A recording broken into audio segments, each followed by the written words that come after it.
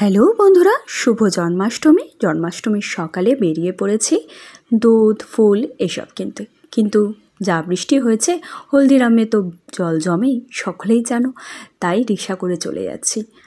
আর এই বৃষ্টিতে ফুলগুলোর অবস্থা দেখো কেমন যেন হয়ে গেছে। যাই হোক, মুকুটটা কিন্তু দারুণ পাওয়া গেছে। তো চলো এবারে ফুল টুল নিয়ে বাড়ি যাই। বাড়ি এসে নিজে স্নান করে গোপালকে স্নান করাতে বসে পড়েছি। আজকে কিন্তু আমি একা স্নান করাবো না, আমি আর সৃজা মানে আমার ননদের মেয়ে দুজনে মিলেই গোপালকে স্নান করাবো।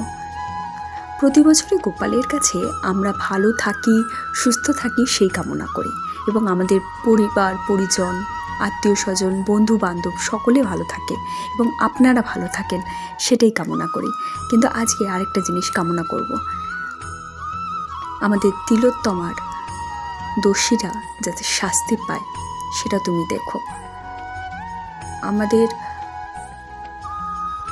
বিদ্রোহ চলছে, আমরা যে বিদ্রোহ করছি তাতে যাতে আমরা সফল হই সেটা দেখো।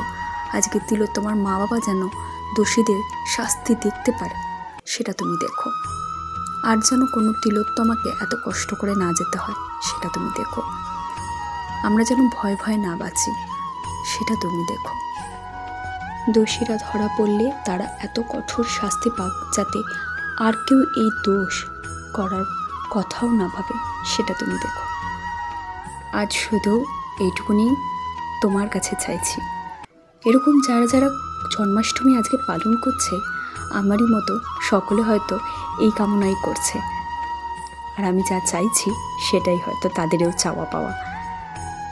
আর বেশি কথা বলবো না, তোমরা বরঞ্চ এখন গোপু সোনার স্নান পর্বটা উপভোগ করো।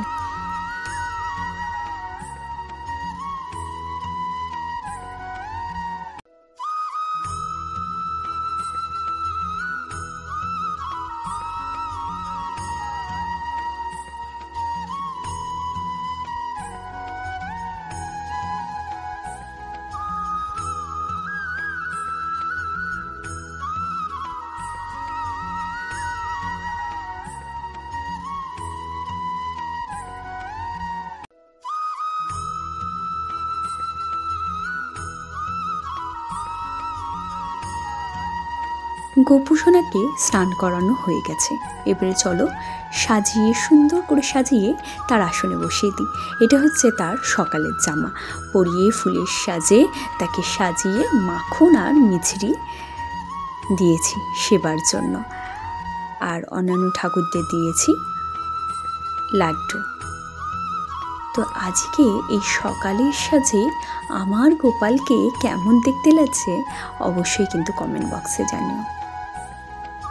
এই যে আমাদের সৃজা কি সুন্দর করে গোপাল যেখানে বসাবো সেখানে সাজিয়ে দিচ্ছে ব্যাকগ্রাউন্ডটা, তো দেখতেই পাচ্ছ।